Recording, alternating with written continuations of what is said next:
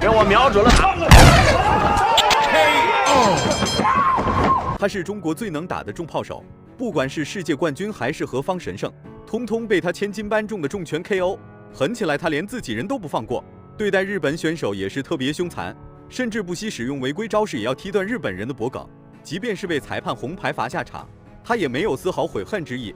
如此猛将是来自内蒙的佐尔特塞格，他从小就特别孤僻，上学时期也常常遭人欺负。不接触拳击不知道，接触拳击这项运动之后的佐尔特塞格就像是变了个人，至此一发不可收拾。所以说，改变命运的不只有知识，还有拳击。明知佐尔特塞格打日本选手不留余地往死里打，这个日本人偏偏不信邪，非要来到中国点名挑战佐尔特塞格。他叫中原吉树，来自日本，绰号柔术专家。一位是站立对拼高手，另一位则是地面缠斗专家。二人相遇必定会给大家呈现出一场不一样的比赛赛事。话就不多说了，来让我们欣赏一下中国勇士是如何踢废中原吉树的。请长按3秒点赞，比赛开始。好的，今天比赛开始了啊！佐尔特塞格确实是高大，不知道奥利维看到佐尔特塞格会不会害怕？他上一次判这个佐尔特塞格的比赛，险些付出了自己被足梗勾的代价。那要害怕的中原吉树。比赛刚开始20秒，中原吉树就迫不及待邀请佐尔特塞格进入到了地面缠斗，结果却被佐尔特塞格拿到了脖颈。柔术出身的中原吉树正在奋力反抗，反观佐尔特塞格就呆呆坐在原地。经过中原吉树一番折腾，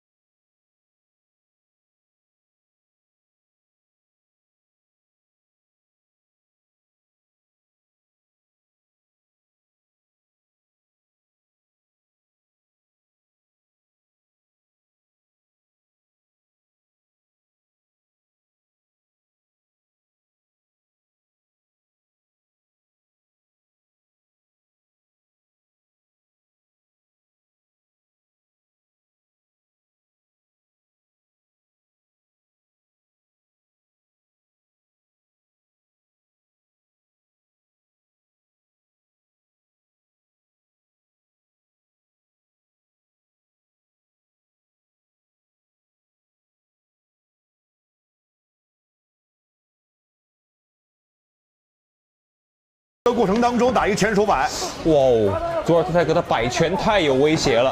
回到站立的佐尔特塞格开始对中原吉树发起猛攻，对付日本选手，佐尔特塞格连最基本的报价都不实施。反观中原吉树也不是什么软柿子，拿着拳脚进攻就对佐尔特塞格发起主动进攻。不过佐尔特塞格依然是敌不动我不动，我这拳能够着你。哇！蒙古胡彦斌，这一拳确实打得相当的有分量。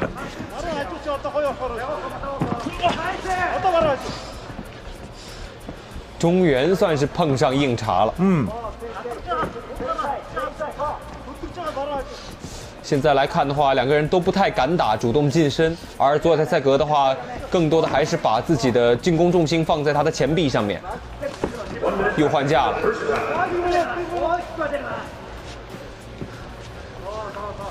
换架呢，是因为对自己两边摆拳力量，在站立拿不到优势的中原吉树直接一个飞扑，结果被佐尔特赛格防爆摔防住，俩人再次回到了站立。佐尔特赛格的强壮的体型打站立非常占优势，但在地面缠斗期间，硕大的体型绝对会拖佐尔特赛格的后退，所以佐尔特赛格不想与中原吉树有过多的地面缠斗。是一身的腱子肉，对上这样的一个对手，居然没有任何的优势。是。他可能现在就是往后打呢，消耗一下对面的佐尔特赛格，看看对面体能上会不会有问题。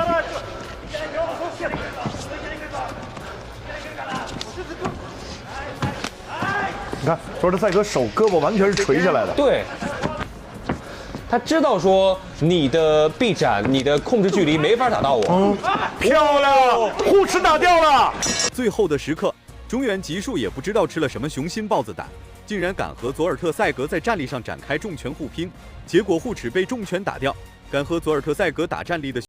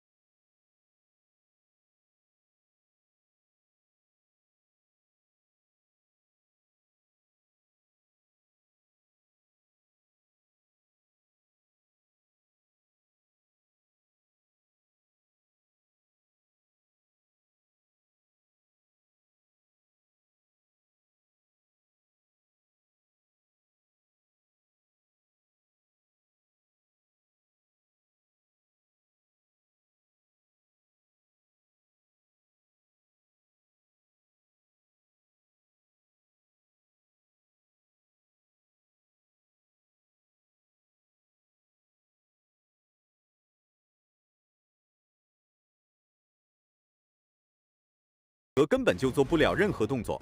看来中原极速所给予的压制力不是一般的强，要不是有蛮力支撑，佐尔特塞格极有可能就会被中原极速降服 KO。这个位置还相对好一些，但是也处在骑乘的位置。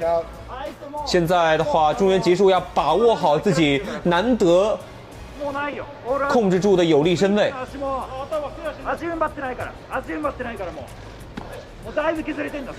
骑乘啊，这位置骑乘的非常深。佐尔特塞格呢也不愿意在下位被动挨打，再反转自己的身体啊。从骑乘呢现在转成一个裸脚的位置。